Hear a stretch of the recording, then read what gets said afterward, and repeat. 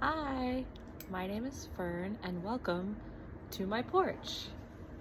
Um, Today I'm going to be talking about some of the books I've read so far, kind of giving you a little rundown, my rating, and if I would recommend them. And yeah, just a little bit of a hey, this is me, and this is part one, and at the end of January, I'm going to post a part two of the remaining books that I've read. And this is like a realistic, for me, type of format, so I'm not going to try to push to read any books that I wouldn't previously, or read faster than I have time for. Yeah, I'm just gonna take it easy and share the books as I read them and share my review. So I have on my iPad the books that I've read so far. Now I started this is for January. I didn't start work until yesterday, so I didn't have any work to do. I'm an English adjunct professor is what I do, so I had a lot of time until the semester started to read. So here are the books that I've read so far, and I have two of them with me. I've read four. I have two of them with me. The other two are upstairs somewhere eaten by my bookshelf, and I have one that I'm currently reading. So I'll talk about the four that I've read and talk a little bit about the one that I'm currently reading and how I like it so far. So the first one, I have it right here. It's Emily Wilde's Encyclopedia of Fairies. I thought it was such a cute book. I got this book when I was walking. I saw like a little free library and this book was in it, and I recognized the title from TikTok. Somebody else had like read it and recommended it, and so I decided to pick it up and read it myself. It is about, let's see how many pages.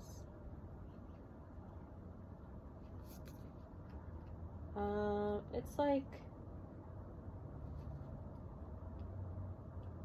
I don't know, 300 something pages, 317 pages.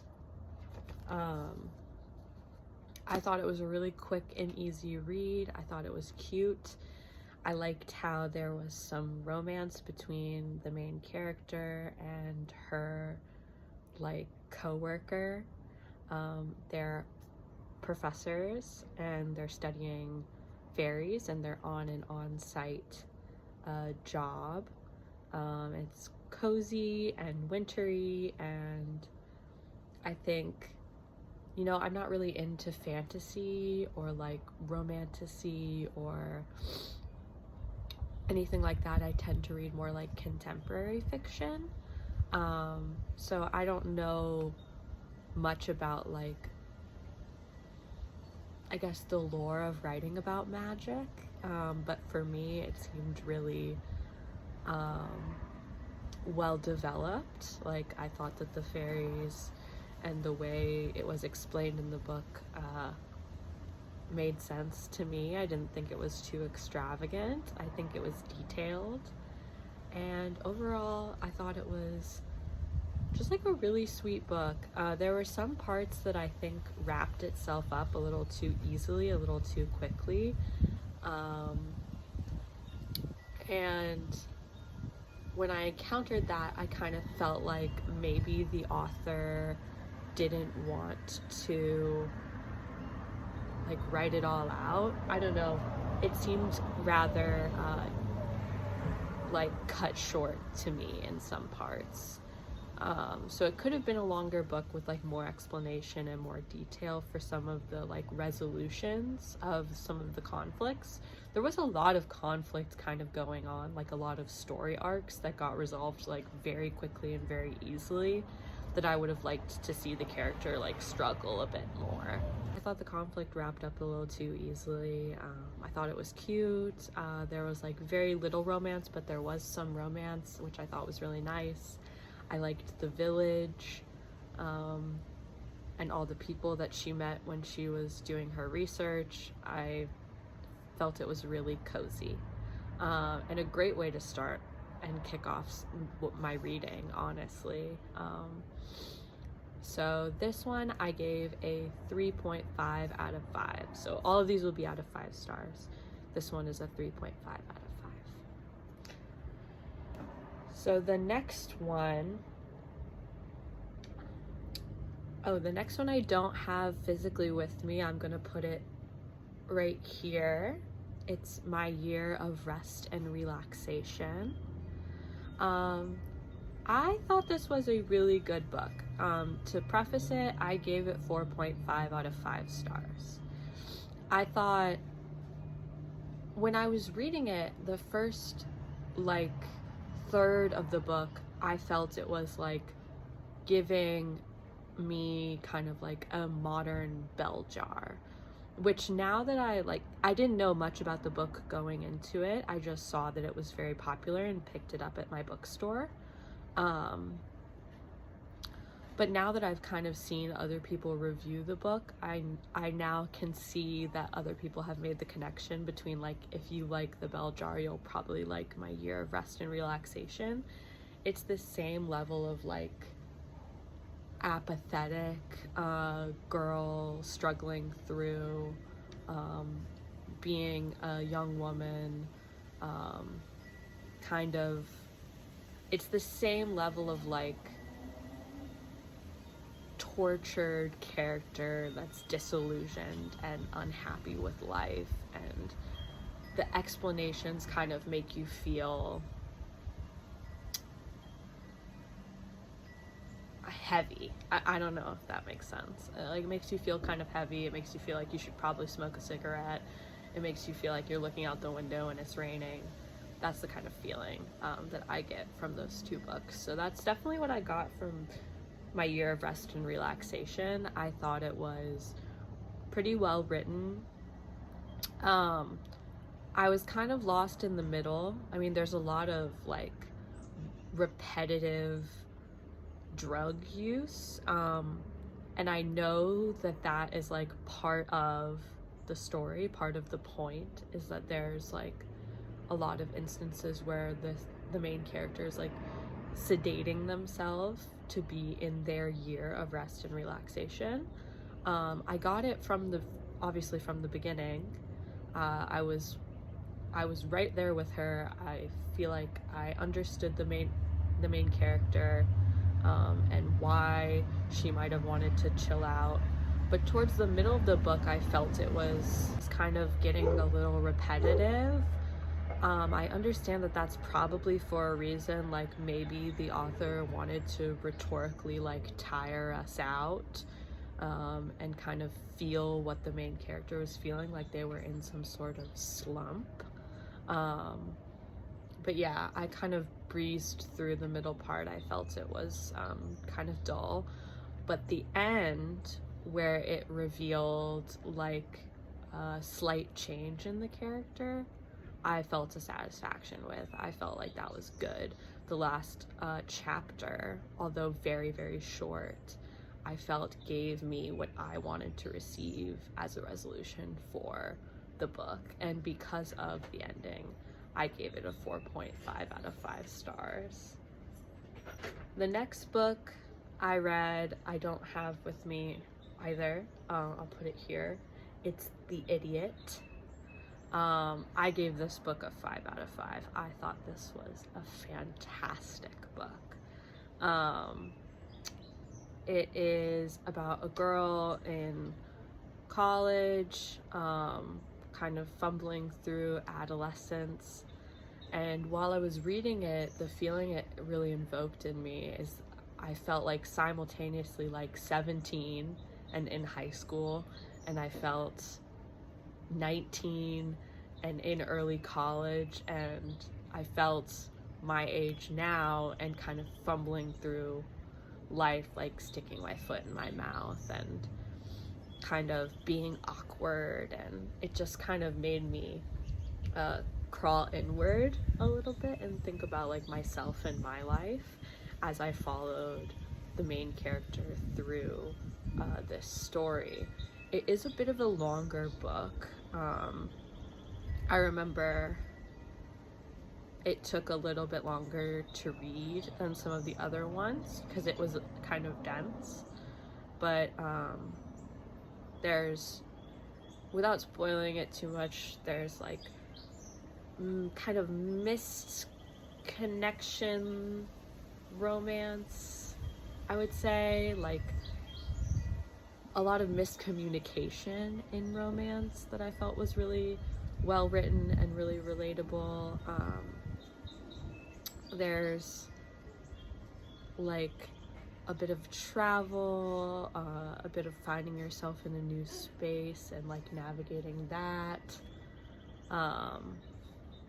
And overall, it was set in like the 2000s, the early 2000s, I believe. I could double check if I had the book with me, but once again, it's like upstairs. Right when like people, or maybe it's the 90s, 1990. It might be that, where people are like starting to use email, so a lot of it is done, the communication with the main character and her kind of love interest is like done over email.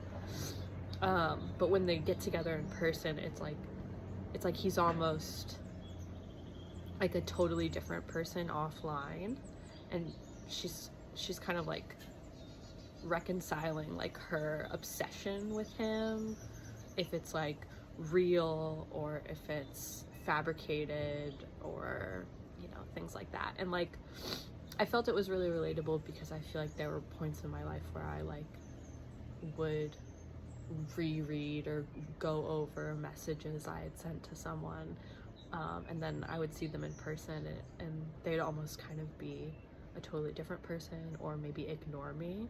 And so for that kind of feeling, it really reminded me of Normal People. How like in Sally Rooney's Normal People, there is a bit of like they're together in private, but in public, like he's too cool for her and then she's too cool for him, and they never really quite get it right.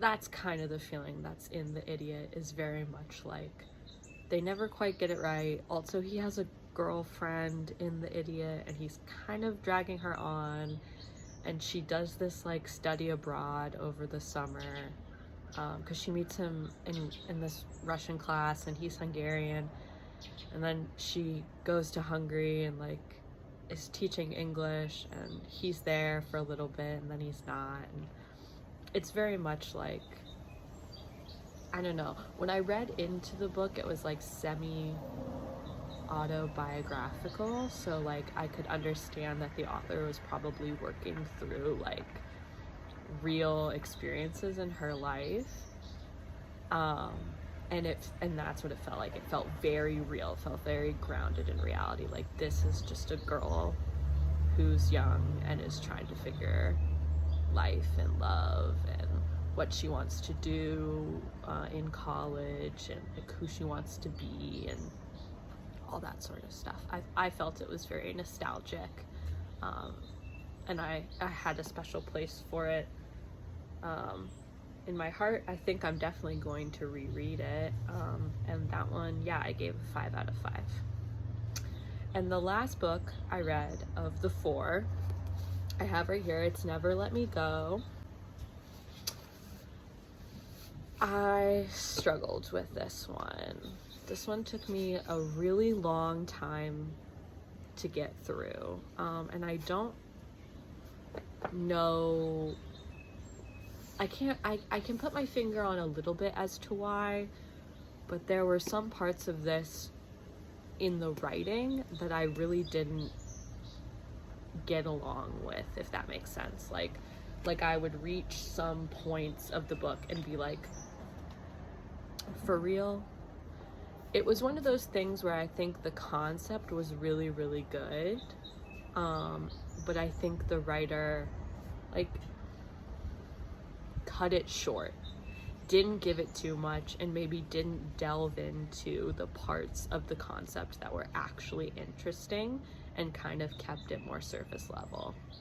Now, I will say the ending did make up for it for me. So the first half of the book, I wasn't really there with the story. So the story will follow like these three friends, mostly this one girl, our main character Kathy, through like growing up in this like boarding school, and it's like not based in our reality, so like it's slowly revealed that they're like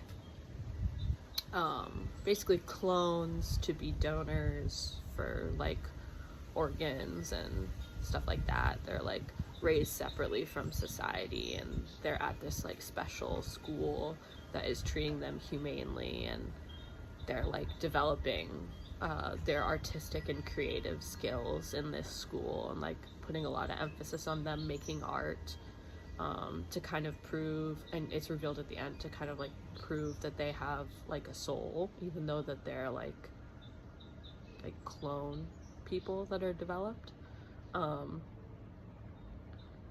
But so that's the really cool and interesting part, right? What this focuses on though more is like friendship, and like it's our main character, her friend Ruth, who I didn't really like at all, and then Tommy, who's like kind of like, it makes sense that Tommy and Kathy is our main character, so like it makes sense that Tommy and Kathy are like should be together, but they're not together because Ruth is with Tommy for a little bit, and no one really says like it's very, the romance in here is really subdued. I think it's like more about the three of their like relationship as friends and as people kind of going through the same sort of thing at the same sort of time. What I didn't really like about it was maybe that it was so focused on the three of them and their relationships and their like petty drama or arguments or whatever. They argue and then they make up, and they say something and then they make up, they misremember something, you know what I mean? And I kind of wanted to know more about the school itself. I had like a bunch of questions in the beginning, like what about all the other kids, like what makes this school special? Some of them were answered towards the end of the book, but a majority of my qualms with this was I just wanted more from the world. I wanted less of the main characters and more of the world. That being said, I tend to like books about relationships, like character-driven books about friendship, and adolescence. So although it was really hard to get into at the beginning, I really kind of got into a groove in the second half of the book, and then the ending really kind of hit hard for me. The other thing I had qualms with was some of the writing and the voice of the main character was a little like, I don't know, it just felt awkward. I don't know, maybe it was like the way it was formatted or something like that, but it just felt really like a little awkward to me in a way that like didn't ring true to the character, if that makes sense. I don't know, maybe I can explain that differently later. But anyways, overall, I wasn't into it in the beginning, but it really had me in the second half of the book. And so overall I gave it a 4 out of 5 stars. I didn't think it was bad. I probably won't reread it. but I would recommend it. So yeah, out of all of these books, the books I would recommend are The Idiot and probably this book, Never Let Me Go. Even though I gave my Year of Rest and Relaxation a slightly higher score than this, I think I would recommend this one more than I would recommend my Year of Rest and Relaxation. So yeah, those are the 4 that I've read so far, and right now I'm reading Piranesi. I'm about 75 pages in. It looks like this. So once I finish it, I'll make another video of that and maybe some of the other books that I've read for the rest of January. But yeah, thank you for watching, and I hope I make another one of these, and I hope you enjoyed it, and maybe you got a book recommendation from this. But yeah, bye, have a great day.